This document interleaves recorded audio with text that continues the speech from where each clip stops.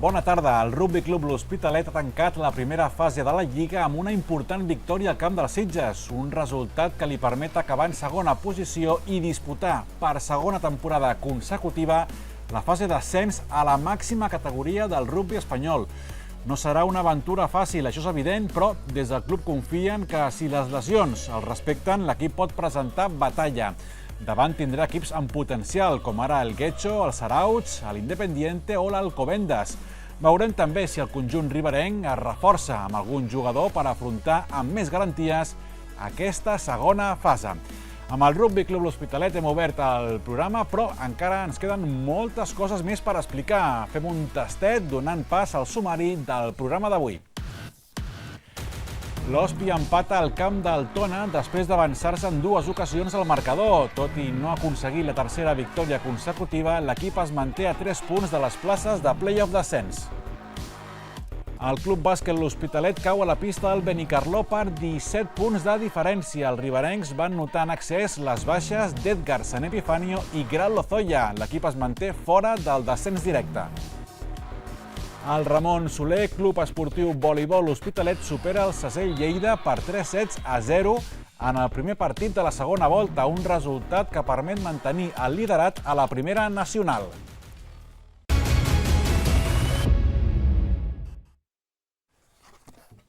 L'Hospi va viatjar a Tona en busca de la tercera victòria consecutiva que certifiqués el seu canvi d'actitud. Tot i que l'equip d'Héctor Simón va signar un partit seriós i es va avançar en dues ocasions al marcador, no va poder tornar amb els 3 punts del Sarró. Al final, un empat a 2 gols que sap a poc i deixa un sabor agradolç. Ander Rubio, molt bona tarda. Correcte, agradolç. Agradolç. Hi ha dues teories, els que estan satisfets amb l'empat i els que diuen que s'ha d'exigir més. Bé, ara analitzarem les dues, en tot cas. Perfecte, doncs abans repassem tot seguit els resultats de la 17a jornada de Lliga a la tercera federació. El Vilassar de Mar signa una bona segona part i remunta el gol inicial de la grama. La Rapitenca protagonitza una de les sorpreses de la jornada guanyant el Sant Cristóbal. El Castelldefels ven sense complicacions el Sants. La Pobla Mafumet cau al seu camp davant del Sant Andreu.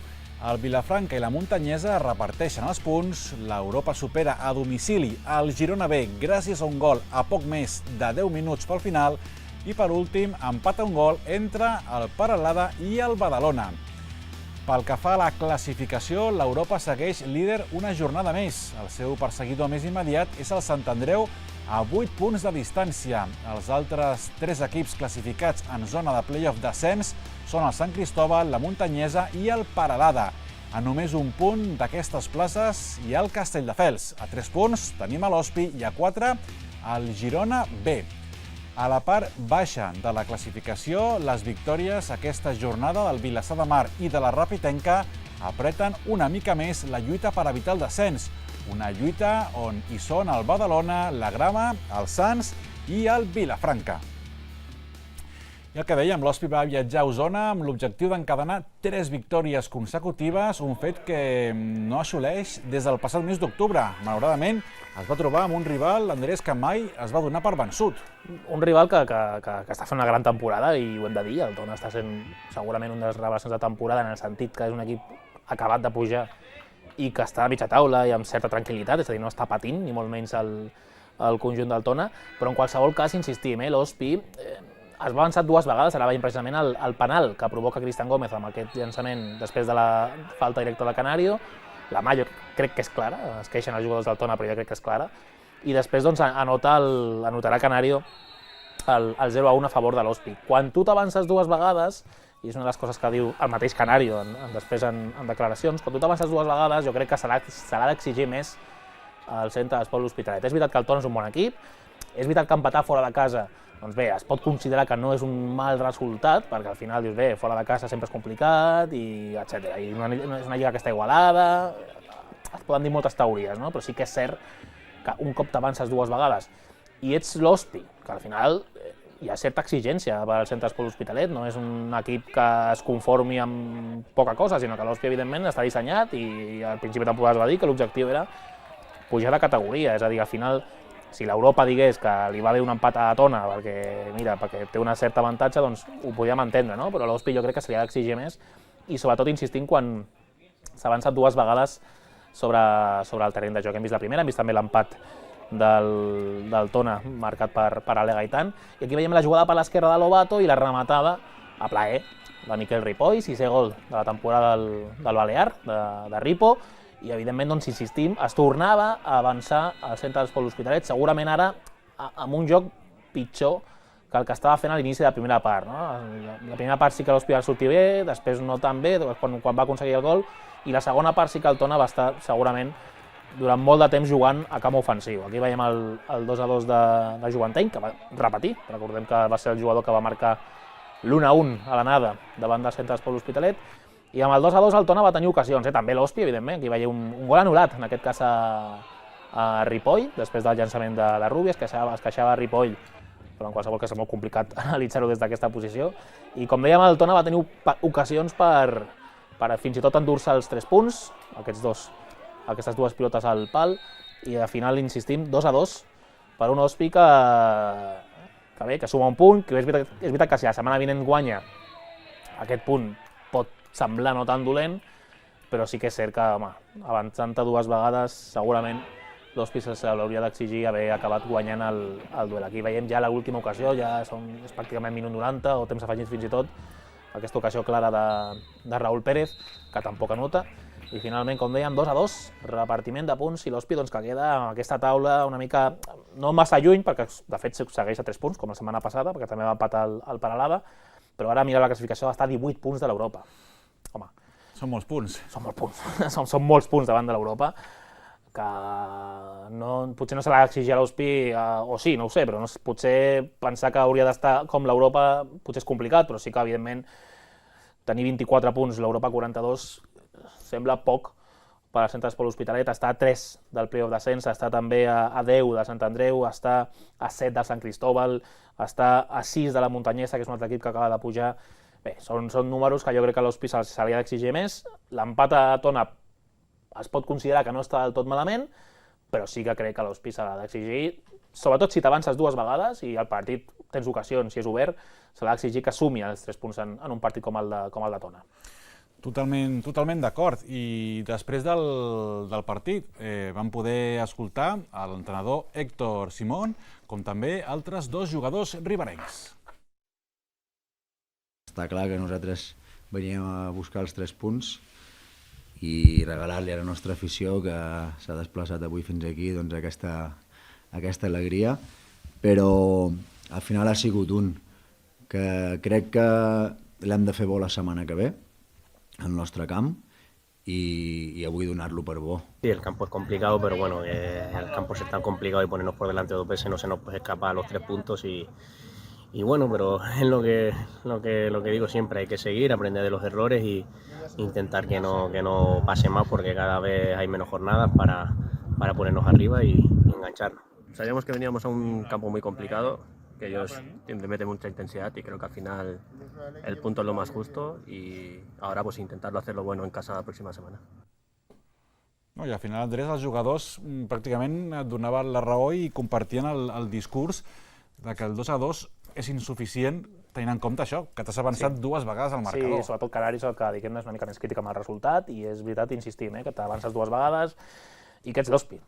Al final ets l'Hospi, amb tot el respecte cap al Tona, que insistim, està fent una gran temporada, però l'Hospi crec que té millors jugadors que el Tona, i per tant, amb un 0-1 i amb un 1-2, l'Hospi ha d'intentar matar el partit i deixar-se d'històries i deixar-se de si després el Tona empata. L'Hospi crec que, insistim, que s'ha d'exigir més des del punt de vista esportiu i per no estar com estem. És a dir, al final insistim, a 18 punts del líder, a 10 del Sant Andreu, a 8 del, no me'n recordo ara quan he dit, del Sant Cristóbal, però en qualsevol cas, lluny d'aquestes primeres posicions, no tant del Peralada, que és el que ara mateix marca el playoff d'ascens, però sí que l'Hospi ha de donar un passet més per fer el que tots volen i ho expressen, perquè a la prèvia Héctor Simón mateix deia la regularitat és guanyar, guanyar i guanyar, doncs no ha guanyat, per tant no es pot dir que sigui regular l'Hospi.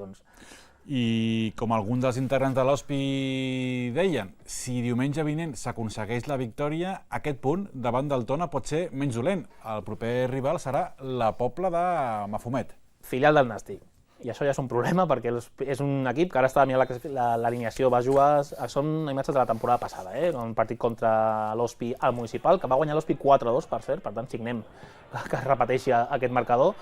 La Pobla de Mafumet, com dèiem, és filial del Nàstic, mirant una mica les edats dels jugadors de l'11 inicial que va sortir aquesta setmana contra Sant Andreu.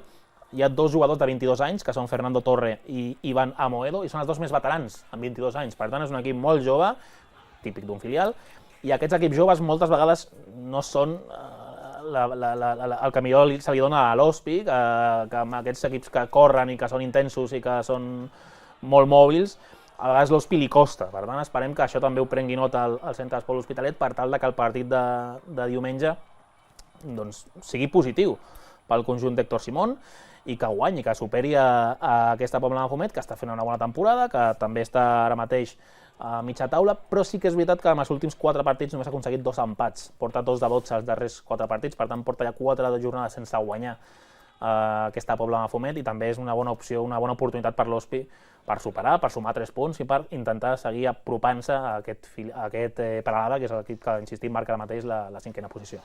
Déu-n'hi-do la dada de que els dos jugadors més veterans... De l'alineació de la setmana passada, que potser surt un de 23, però en qualsevol cas és un equip jove, és un filial. És un filial i evidentment són jugadors bàsicament molt joves. Doncs estarem atents.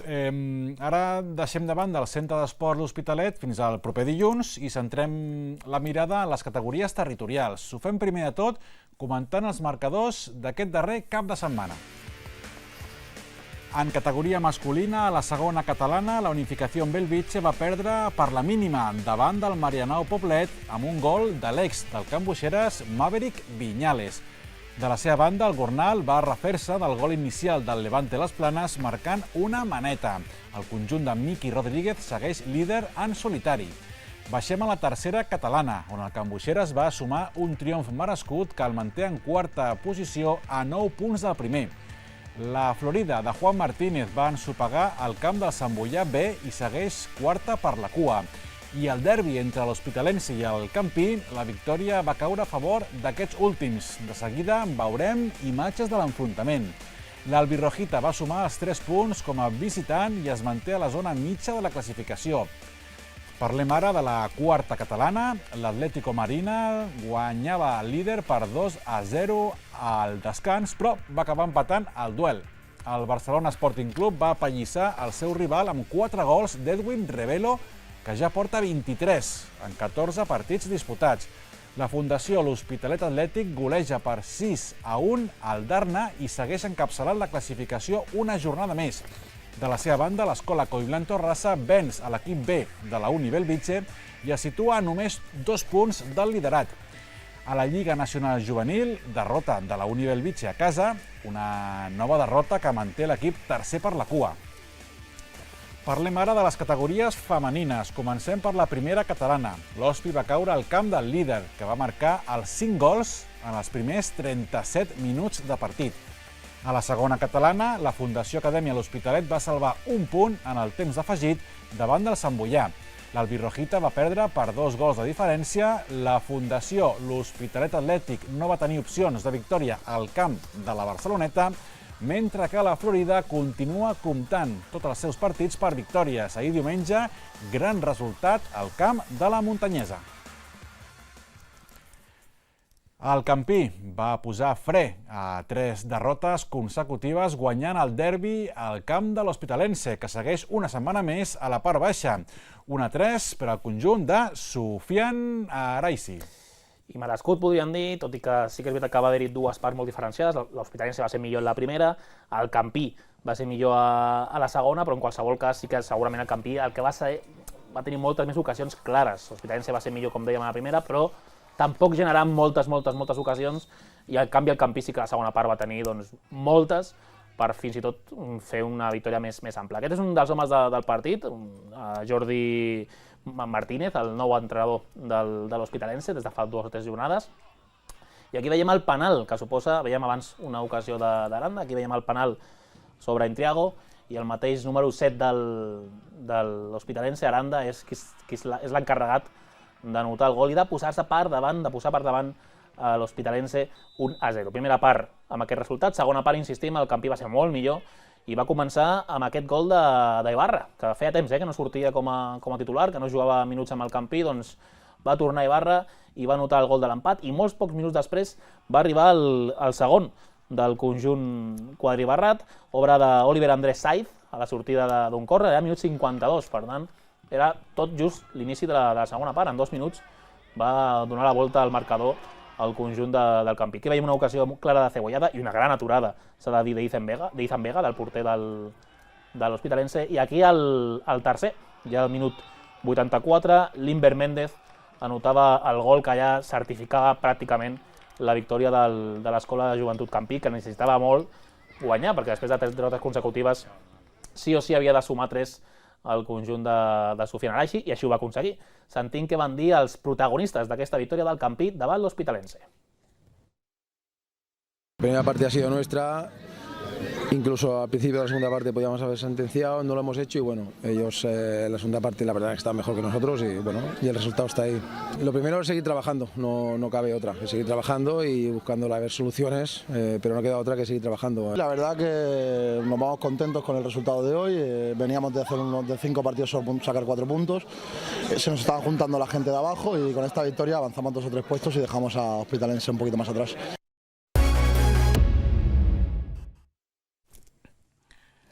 El Club Bàsquet L'Hospitalet tenia una missió més que complicada aquesta jornada, assaltar la pista del Benicarló sense 2 dels seus jugadors més importants, Edgar San Epifanio i Grant Lozoya. Al final no hi va haver sorpresa i els castellonencs van superar per 17 punts a un Hospi que només va plantar cara en el primer quart d'enfrontament. Enric Bonet, bona tarda, què tal? Com vas veure el partit? En el primer i en l'últim, que l'últim és el que guanyem, però ja era tard, no? No hi va haver-hi manera. Bona tarda a tothom. En qualsevol cas, 2 derrotes seguides de tornar a la senda de les victòries. A veure, aquest dissabte, amb Figui Palma, després ho comentarem, important guanyar per no caure a la classificació que s'està apretant per baix de manera tremenda. Toca ara abans conèixer quins han estat els resultats que s'han donat aquest cap de setmana a la conferència est de l'Alep Plata. El proper rival de l'Hospi, el Figui Palma, sua de valent per superar a un combatiu Sant Antoni. El bàsquet Prat supera per 38 punts al Mollet. Al descans, els Pota Blava ja guanyaven per 30 punts. L'Osca signa un gran últim període i dona la sorpresa a la pista del Cornellà. Una altra sorpresa la va signar el Salou, que va vèncer a la pròrroga, el Gran Canària B. El duel entre el Cartagena i l'Horta Godella ha quedat ajornat fins al proper 1 de març. I per últim, l'Hèstia Menorca es va desfer de l'Alginet amb grans actuacions de l'ex de l'Hospi, Josip Popic, 13 punts i 10 rebots, i d'Edwin Jackson, que va anotar 24 punts. L'Hèstia Menorca segueix líder de la Lliga amb una victòria de distància respecte al CB Prat, 2 amb el Sant Antoni i 3 amb el Benicarló. Una mica més lluny, a 4 triomfs de diferència, hi ha el Cornellà, Gran Canària B i Figui Palma. L'equip classificat en 8è lloc i, per tant, l'últim en plaça de play-off d'ascens és ara mateix l'Osca. A la part baixa de la classificació, el Mollet és últim amb 4 victòries. Per damunt seu, fins a 4 conjunts amb 5 victòries. Horta Godella, Alginet, Salou i CB L'Hospitalet. I ho dèiem fa un minut, intentar guanyar a la pista del quart classificat sense Grant Lozoya, tercer màxim encistellador de la Lliga, i sense el capità Edgar San Epifanio, era, Enric, una aventura, podem dir, més que complicada. Més que complicada, ja tens raó, hi ha molts errors, a més, al principi, bona feina del CB Benicarló, que no ens expliquem hagin perdut 4 partits seguits, però també bona defensa dels de Juan Couto. Deixem al final del primer quart els locals 16-13, és a dir, que ho havíem fet bé en defensa, però compte que amb un triple d'Anton Bouzan es posaven els locals en més 9. La resposta, cistella inversemblant d'Adrià Rodríguez, que, com deia el dinàmic i loquaç narrador del CB Benicarló, Paco Esteller, podia ser la cistella de la jornada, i bàsquet atòmic també del Gerard Sevillano, quedant-se suspès en l'aire, com fan les figures de la NBA, que bo és el 94 del CB L'Hospitalet, que davant el CB Prat dimecres va sumar fins a 27 punts. Però de sort no en teníem. Tirs fàcils fallats, Volodymyr Orlov, l'alt pivot local, fent mal a la zona, Fausto Ruesga, el número 22, fent mal per fora, 23 punts ens va anotar Fausto Ruesga, 45-31 al descans, més 14, tot i la bona defensa al primer quart, però, repeteixo, 29 punts encaixats al segon quart, penalitzen de quina manera. I de manera celestial va jugar el CB Benicarló al tercer quart, l'equip d'Adrià Alonso va ser digne de veure, tot i la destrossa que ens va ocasionar. El contraatac amb aliups, cosint-nos a triples, etc. 18 punts de diferència pels locals, jugant, admetem-ho, de pel·lícula. Però quedaven 10 minuts. Què farien els nostres? Doncs donar guerra, posar-se a 12, a només 5-21, però el problema és que a 2-14 per l'acabament seguíem igual, a 12 punts de distància.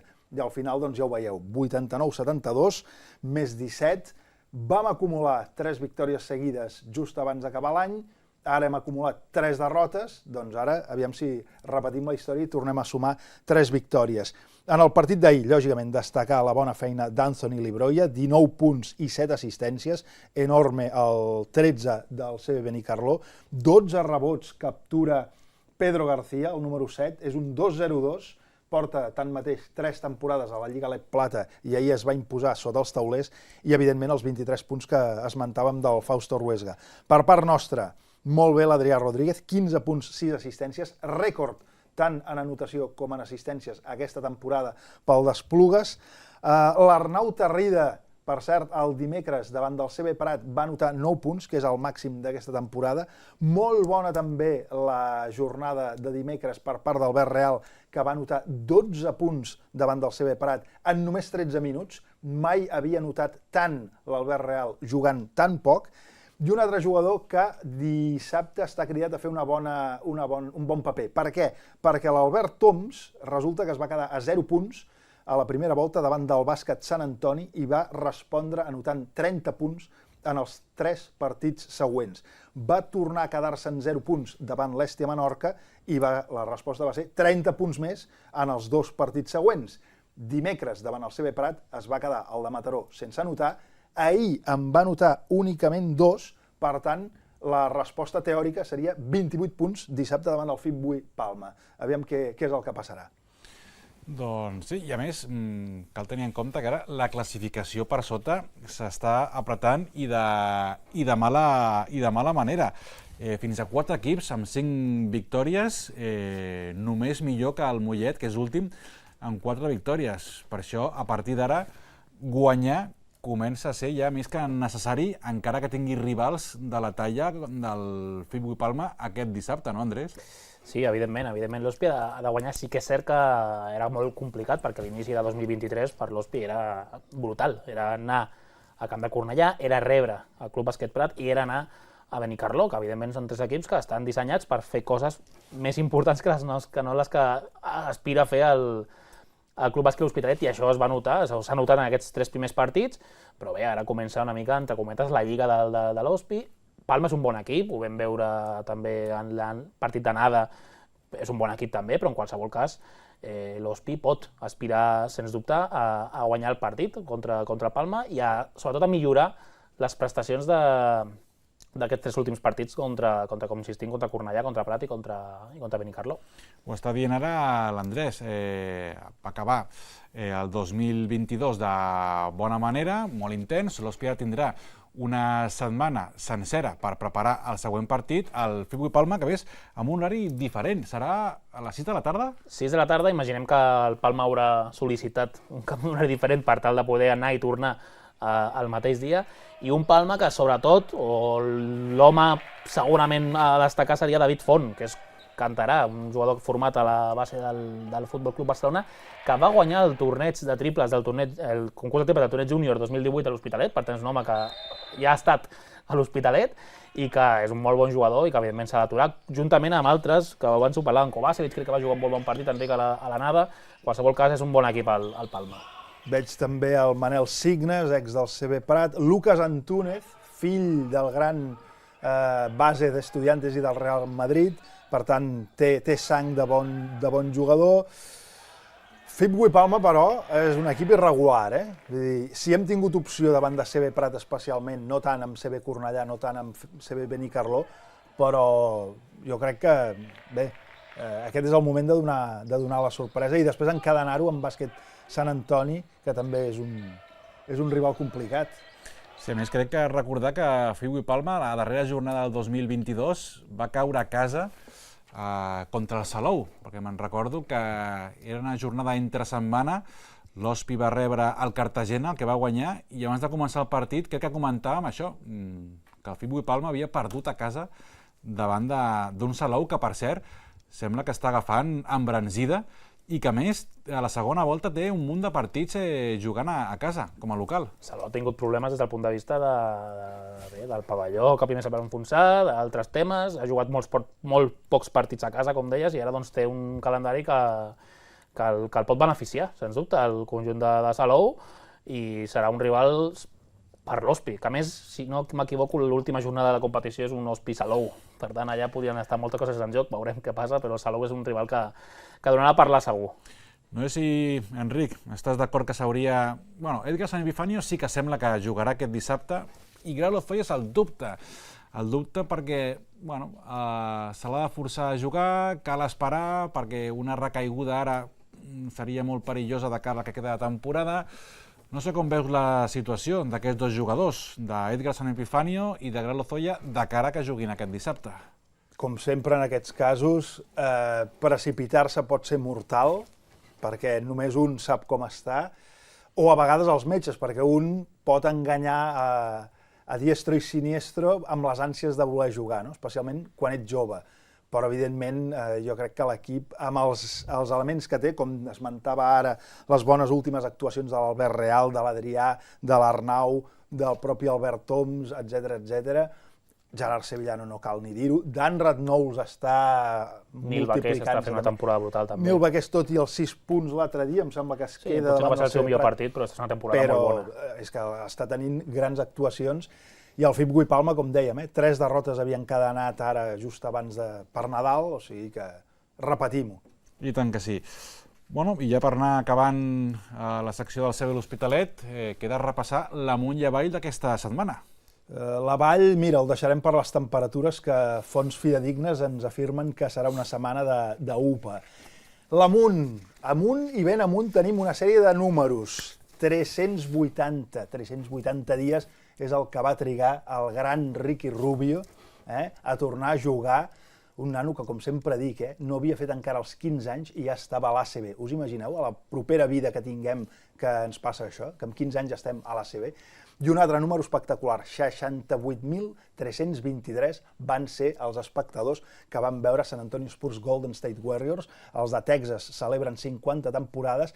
No és rècord tanmateix de la NBA, perquè en un All-Star, jugat el 2010 a Dallas, al Cowboys Stadium, no sé si us en recordareu, un camp de futbol americà, amb pantalles gegants, perquè des d'allà dalt no es veu absolutament res, es van superar els 108.000 espectadors, però com a NBA, 68.000 a San Antonio. No està gens malament, gens malament. Aviam si ho fem algun dia, això, aquí. Bueno, mira, A l'Hospi Nord. A l'Hospitalet Nord, exacte. Molt bé, Enric, doncs ens veiem el proper dilluns per parlar com ha anat el partit entre el CB l'Hospitalet i el Figo i Palma. Amb victòria, salut i bàsquet. Gràcies, Enric. Nosaltres seguim parlant de bàsquet. Ara toca, com cada dilluns, centrar-nos en els equips de la ciutat que competeixen a les categories territorials. Fem un cop d'ull als resultats d'aquesta última jornada. Arrenquem per les divisions masculines. A la Copa Catalunya, derrota de la S a la pista al colíder. Els de Santa Eulàlia van pagar car la manca d'encert en els darrers minuts. Triomf com a visitant de l'Aico i Blanc en duel molt i molt ajustat. El Tecla Sala venç el cuer de la Lliga i es situa just a l'equador de la classificació. Passem a la primera catalana, on el Centre Catòlic no es va deixar sorprendre a casa pel Santpedor. Els del barri del centre són novens. Pel que fa a la segona catalana, victòria molt treballada del Sant Josep Obrer davant del líder, que li serveix per retallar la distància a la classificació a només un triomf. Baixem a la tercera catalana, on el Joventut l'Hospitalet va pagar molt car una mala segona part. L'equip és sisè a la Lliga i de la seva banda el Bellesport manté la seva mala dinàmica de resultats. Nova derrota, això sí, en aquesta ocasió contra el segon. A les divisions femenines, el Joventut l'Hospitalet va caure davant del Manresa i jugant com a visitant. L'equip de Miqui Molgosa és tercer per la cua a la Copa Catalunya. A la primera catalana, derrotes dels dos representants de la ciutat, el Sant Josep Obrer i l'Aico i Blanc. D'aquest últim veurem el resum tot seguit. A la segona catalana, nova victòria de la S, que va passar per sobre del Roser. Les de Santa Eulàlia són quartes a 2 triomfs del primer. A la tercera catalana, bon partit i bon resultat pel Centre Catòlic, que es consolida a la mitja taula. Per últim, en bàsquet en cadira de rodes, l'Hospi va assolir la primera victòria de la temporada després de superar el Girona a casa. I un Aico i Blanc ple de baixes va competir fins on va poder a la primera catalana femenina. Al final, derrota de les hospitalenques a casa contra el Club Bàsquet Tarragona. Sí, ara sentirem a Jordi Moreno també queixar-se una mica de la situació de baixes, no? Perquè té mala sort l'Aico i Blanc. Tenia 8 jugadors disponibles només, a més ja va haver un parell que també es va lesionar. De fet, una de les que no va poder acabar el partit va ser Alba Muñoz, que estava sent la millor, havia anotat 8 punts en 11 minuts, doncs no va poder acabar tampoc el partit, i al final, doncs, sobretot els últims quarts, va ser quan l'Aico i Blanc es va esfonsar una miqueta, des del punt de vista físic, sobretot, i va ser quan el Tarragona va tenir opcions de sentenciar el partit per acabar guanyant finalment 34-60. La situació del Coi Blanc doncs, és complicada, perquè al final porta 2 victòries només, igual que el Sant Josep Obrer, són els 2 equips que ara mateix tanquen la classificació, i a més el Coi Blanc té aquesta situació, encara, i ho hem de tornar a denunciar, és una mica recurrent ja, però encara a dia d'avui l'Aico i Blanc juga els seus partits al Poliesportiu Font d'Estampa sense públic, perquè no hi ha manera d'acabar les obres. L'última és que l'escala que havia de fer pujar el públic a les graderies s'ha hagut de treure, perquè s'havia fet alguna cosa malament, i al final, doncs, per uns i per altres, però al final l'Aico i Blanc porta molt de temps sense poder jugar d'una forma normal al seu poliesportiu, al Poliesportiu Municipal Font d'Estampa. En qualsevol cas, com deien, derrota, 34-60, l'Aico i Blanc està a la part baixa, però encara queda molta lliga pel conjunt de Jordi Moreno. Sentim què va dir l'entrenador de l'Aico i Blanc. El dimecres teníem 10 jugadores, divendres ja en quedaven 8, avui hem començat amb 8, una s'ha fet al turmell, una altra marejada. Masses coses per competir a primera, clar, no, amb 6 jugadores és molt complicat, molt complicat. El que estava clar és que a l'últim quart no ens arribava.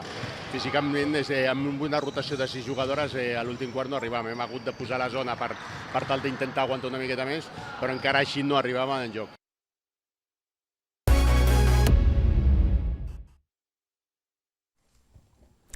El Club Bàsquet Sant Josep Obrer va celebrar fa 2 caps de setmana la tradicional presentació d'equips, una jornada que va posar de palès que el Club de la Florida gaudeix de molt bona salut, sobretot en els equips de la base, especialment els femenins. Volem saber més del Sant Josep Obrer i per aquesta raó ens acompanya el seu president, Manuel Zurera. Bona tarda, Manuel, com estem? Hola, bona tarda, Sergi, què tal? Doncs ho veiem la setmana passada, aquest acte de presentació al complex esportiu de l'Hospitalet Nord, un acte molt especial, no només pel que representa, sinó perquè feia ja 3 temporades que no el podíeu celebrar i imagino que hi havia moltes ganes. Sí, moltíssimes ganes.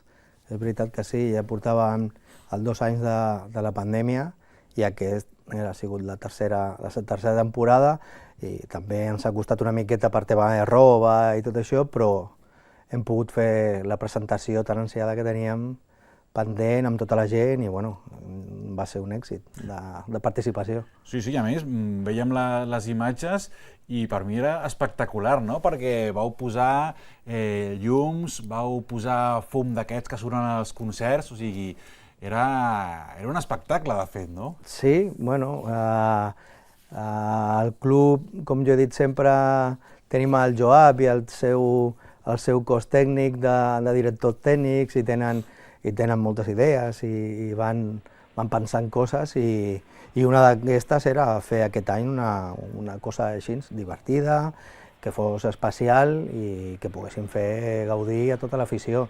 I sí, tenim amics, gràcies a Déu, que podem demanar i d'aquí li dono les gràcies pel material que ens han deixat i vam poder fer una bona presentació. Heu situat el llistó del que fa les presentacions d'equips, de clubs de la ciutat, a un nivell força alt. Un club Sant Josep Obrer que no para de créixer, la família continua augmentant, si no m'equivoco, uns 200 jugadors i jugadores, 19 equips, l'escoleta que no para de créixer en prop o fregant els 90 nens i nenes, millor no es pot estar, no? Bueno, ara mateix, el que hem dit sempre que hem vingut amb tu aquí, amb el programa i la línia que hem continuat treballant des del començament, no? O sigui, que això sigui una família, que la gent estigui contenta, que pugui venir i que després que hagi estat allà no vulgui marxar. I aleshores, la veritat és que 19 equips federats podien haver tingut un mes, però 19 equips federats a dia d'avui, amb categories tots bastant bé, i l'escoleta, o sigui, de l'escoleta ja de DP3 fins a segon de primària, moltíssims nanos, moltes nenes, o sigui, tot, de moment, superbé. És el que més il·lusió us fa, la junta directiva, tenir aquesta escola a ple rendiment, perquè al final, en certa manera, garanteix el futur del club. Correcte. És que, a fin de comptes, els equips com els nostres d'aquí de la ciutat, si no tens una base forta, al final estàs treballant per arribar al sènior i si no n'hi ha res a sota, doncs has d'agafar jugadors d'aquí i d'allà. Doncs no. El que s'ha de treballar, estem fent una activitat social, diguem, i quan més gent estigui practicant esport a la ciutat i els nanos puguin fer això, jo crec que és fonamental. I pel club, és superimportant. Anem traient nens i nenes de tots els equips inferiors i que puguin continuar tota la seva carrera esportiva, si ells volen, jugant al bàsquet i jugant a un esport que crec que està molt bé i ens ho passem molt bé, i al club això ens va molt bé. I a més amb molt bon rotllo. Dins del club, entre jugadors, de fet, la setmana passada ens deia el Jordi Tejedo, que també és jugador del primer equip, el sènior masculí, que sobretot ell destacava que sempre hi ha relació entre tots els equips, perquè no només vas a entrenar i a jugar amb el teu equip, sinó que sempre tens relació amb equips de sota, perquè ja ve o els entrenes o els coneixes, és a dir, que no tothom va a la seva, sinó que hi ha molta interacció, no? És això que et deia de la roda aquesta, tu ets jugador del sènior A, sènior B, del sub-21, o sigui, del que sigui, i a la fi tu estàs entrenant a un dels petits, al del mig, a qualsevol d'aquí, no? Aleshores et coneixen els pares d'un, els pares d'un altre, tu coneixes els jugadors, 3 o 4 categories com a mínim per sota teu, i clar, els del mig els coneixen a tot el club. O sigui, aquest és la història del Sant Josep Obrer, i jo crec que podem estar molt contents de portar-la així. És important i que per això, per exemple, el Jordi, podria dir el Jordi, l'Ari, el Fran, l'Òscar, tota la gent del sènior, la Irene, la Noelia, tota aquesta gent que està als equips grans han fet tot el recorregut i aleshores, clar, coneixen tot el sistema, i totes les categories i tots els jugadors estan superbé. I viuen al club, per cert. Vam veure a la presentació un canvi, podem dir, important. Vam veure que hi havia nous colors a la samarreta i s'incorporava el color rosa. No sé si com a segona equipació, com a primera, el per què es pots explicar? Ara està el debat de comença la gent a demanar que volen jugar de rosa. Bueno, nosaltres el color el tenim molt clar, no? El nostre color era el blau, i de sempre el blau i el blanc. Però aquest any va sortir la possibilitat de canviar de roba i els colors vam estar treballant durant tot el mes de juny i de juliol per veure si podíem, a veure en què agafàvem, i aquests colors ens van agradar molt. Van ser peticions també de tota la direcció esportiva, hem de fer, canviar, intentar, i ho hem fet i crec que ha tingut un èxit bastant important, està la gent molt contenta. Hem tingut problemes de subministrament, però crec que tota la gent està patint això en algun punt de la roba esportiva, però bueno, jo crec que ara mateix ja ho tenim tot i ja comencem una dinàmica nova de roba, equipació nova, colors, bueno, bé, divertit. Està molt bé. Et pregunto pels dos equips sèniors de l'entitat. Començo pel femení. Aquest any debutava una categoria que fa patxoca, la primera catalana. No està passant gaire bé, categoria nova, no? Potser no s'hi manca d'experiència. Aquest cap de setmana, bé, derrota fora de casa, a la pista de Castelldefels. No sé quin és l'objectiu d'aquest equip. Haver provat l'experiència i no sé si ara mateix la permanència és possible o no. Com ho veieu des del club? Nosaltres el primer de tot que estem molt orgullosos de l'equip femení i de totes les categories i del nostre primer equip femení superorgullosos, perquè crec que han fet un esforç durant tot aquest temps, per exemple, de tot el temps que portem a la Junta Directiva, han fet tot el possible perquè això que parlàvem abans de nenes que estan jugant, han arribat moltes al primer equip i és el primer equip i el segon equip femení que estan a dalt, no? És una representació molt important, o sigui que primer de tot estem superorgullosos del que estan fet, del que han aconseguit i del que crec que poden aconseguir en el futur. Què passarà aquest any? Doncs tu ho em dies, és una categoria nova, és una categoria complicada, és una categoria difícil, però elles estan intentant salvar l'any de la millor manera possible i tenen el compromís i aquest és el que nosaltres li demanem, que continuïn intentant treballar bé, intentant aconseguir algunes victòries, que podem mantenir la categoria, perfecte. Que no la podem mantenir, perfecte també, cap problema. L'any que ve jugarem una altra vegada a segona i les jugadores continuaran estan tan contentes amb nosaltres com nosaltres d'elles, o sigui, cap pressió ninguna, o sigui, pressió cap ni una. Cap ni una. En canvi, el masculí realment va força bé. A segona catalana va guanyar aquest cap de setmana a casa el líder, el Lima Horta. Són tercers i només una victòria precisament del Lima Horta. Com veieu aquesta situació, el poder retornar a la primera catalana, no posar pressió als jugadors i al cos tècnic? Què podem dir? Doncs mira, el mateix que estàvem dient del femení, quan van pujar ells a primera catalana i era també una experiència, era un moment complicat, vam pujar, vam estar disfrutant la categoria i després hem hagut de baixar una altra vegada a segona, doncs mira, ara els èxits tornen a venir ells sols, no?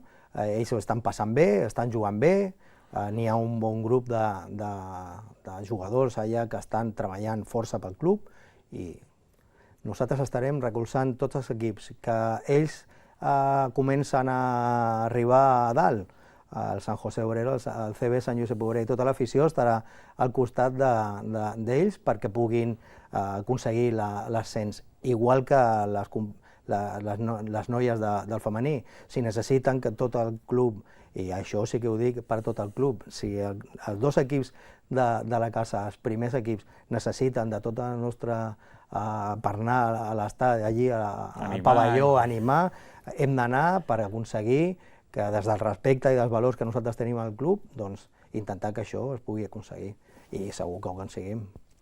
I escolta'm, ja per acabar, la temporada passada, quan vas venir ens anunciaves que hi havia un petit, no problema, però una situació que no t'agradava i era com una manca, entre cometes, d'implicació de les famílies per ser present a la Junta Directiva i, si no m'equivoco, aquesta crida va donar bons fruits, perquè crec que s'ha incorporat gent nova, sàvia nova a la Junta Directiva i això suposo que és del teu agrat. Bueno, la veritat és que sí, evidentment que sí.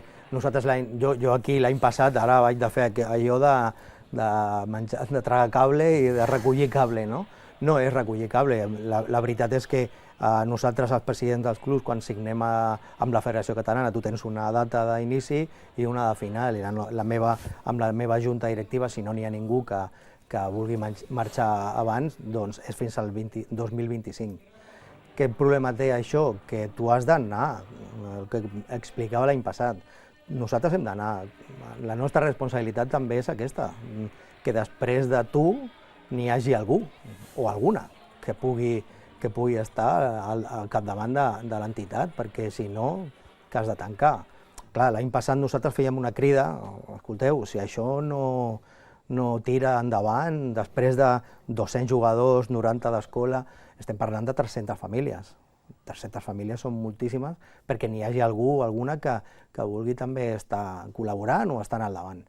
Doncs, bueno, Han vingut, ara tenim 3 persones noves que han vingut a la junta directiva i a les que jo li agraeixo moltíssim que hagin tingut aquest interès per entrar a la junta i començar a veure com funciona. I clar, això va directament, o sigui, entren 3 noves persones, però ja entren amb les seves famílies i es fa un grup més gran i ja podem repartir feina i es treballa millor. I es treballa millor, evidentment, no? O sigui, és que clar, ho he dit tantes vegades, això tots els clubs d'Hospitalet treballem, i crec que treballem així, però nosaltres des de que això, per exemple, nosaltres el Julio Galcerán, que és el delegat de camp, doncs del primer, que ell s'encarrega de tot, que és el número 1, que ara mateix no fem res i no està el Julio i ho té tot controlat, doncs amb la junta directiva, tots els coordinadors, el Joab, que és una peça fonamental, la Noelia Costa, el David Sánchez, l'Adrián Morales, que són directors tècnics que estan treballant perquè això funcioni i agafant tot el que poden, les xarxes socials estan millorant i després la junta directiva. És molta feina i s'ha de repartir. Clar, i a més comencem a ser... Som societats anònimes sense ànim de lucre, però tenim moltes responsabilitats i molta feina. I quanta més gent sigui al teu voltant, doncs la feina es pot repartir millor i el club funciona millor també. Doncs ens alegrem moltíssim que aquesta crida hagi tingut el seu efecte en positiu i la junta directiva del Club Bàsquet Sant Josep Obrer tingui noves persones disposades a treballar pel futur d'aquest club del barri de la Florida. Així doncs, Manuel Zurera, t'agraïm la teva presència aquí, ens alegrem que el club vagi molt bé i bé, ja en tornarem a parlar si la cosa continua igual o no. Sí, aquí estarem, segur que sí. Moltes gràcies, Manuel, que vagi molt bé. Doncs l'entrevista al Club Bàsquet Sant Josep Obrer posa el punt final a la secció del programa dedicada al bàsquet. Tot seguit ens posem amb la informació poliesportiva, però abans fem una pausa molt curta per la publicitat.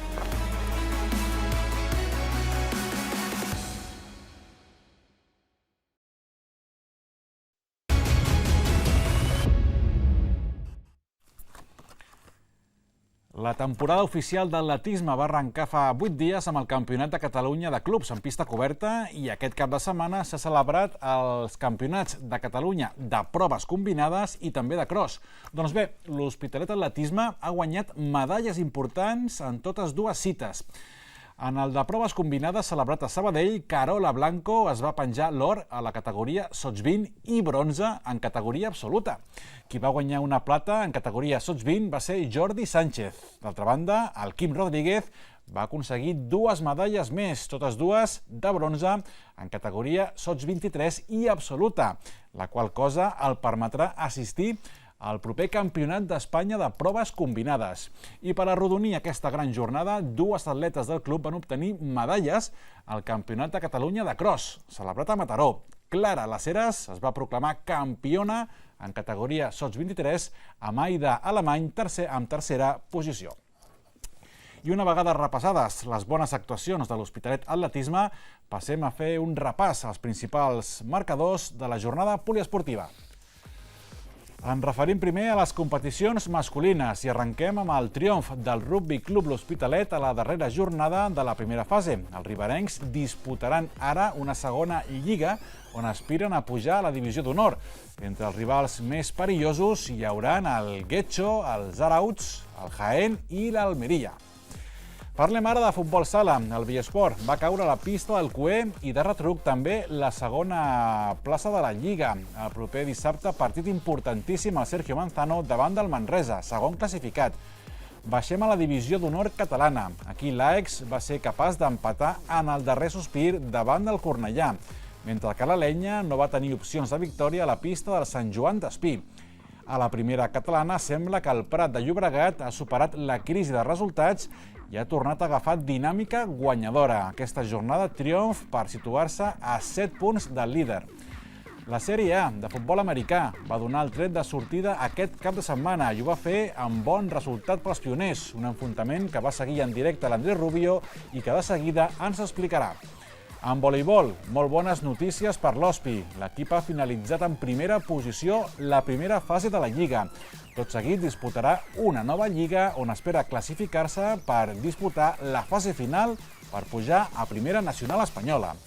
En waterpolo, la S va guanyar el Caldes en un partit molt seriós. Els de Santa Eulàlia situen tercers a 6 punts del líder, però amb un partit pendent per disputar. En tenis taula, magnífic resultat per l'Hospi, que va ser capaç d'obtenir la victòria a la pista del tercer. A les categories femenines, l'ex-L'Hospitalet va perdre davant del Caldes a domicili. Les del barri de Sant Feliu continuen lluitant per mantenir-se a la segona divisió espanyola.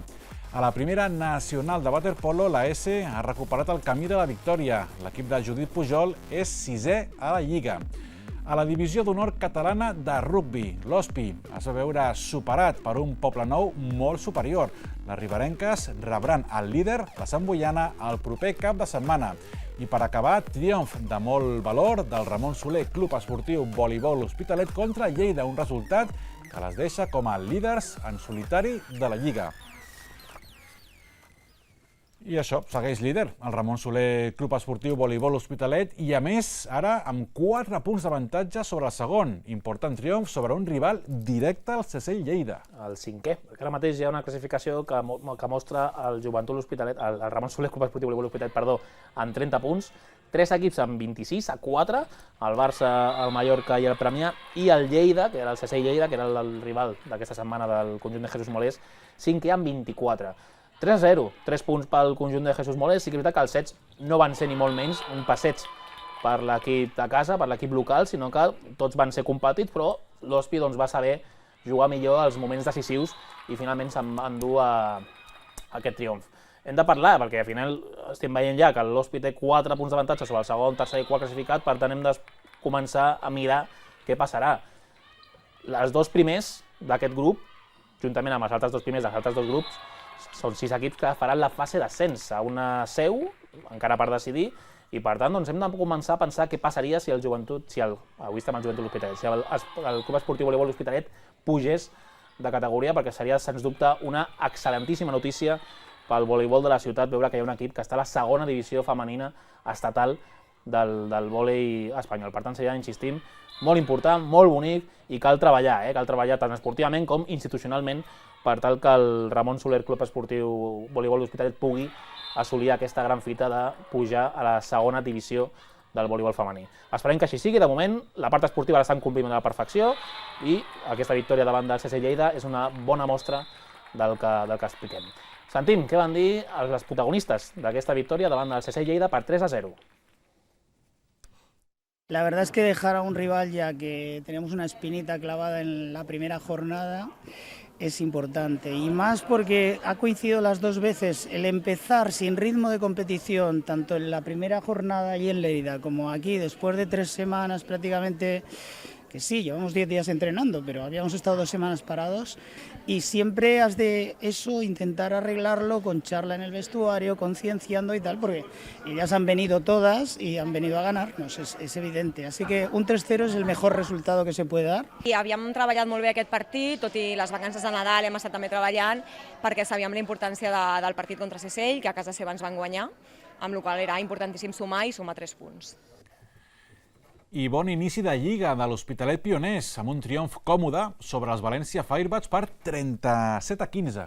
Còmode, cosa que l'any passat ho comentàvem el tècnic de Pioners de final del partit, amb Albert Fernández, que l'any passat tot va ser patiment, tot va ser partits ajustats, els que es va guanyar, o derrotes, i aquesta setmana va començar la Lliga i ha començat d'una forma molt diferent de la temporada passada amb aquest home, Jan Barbosa, el 14 dels Pioners, que crec que va ser, sens dubte, l'home del partit. Va anotar 2 touchdowns, no només això, sinó que va haver-hi moltes jugades amb les quals a Pioners li era fàcil superar els downs, precisament per les seves curses, i per tant va ser, sens dubte, l'home del partit. Aquest home, Jan Barbosa, gran fitxatge brasiler de Pioners, i a més que és un home que sembla ser que fins fa poc feia atletisme. No us penseu que és una persona des del principi jugant a futbol americà, sinó que és una persona que, mira, ha canviat d'esports i afortunadament ho ha fet per venir a Pioners i per ser un dels millors jugadors, sens dubte, del conjunt d'Albert Fernández.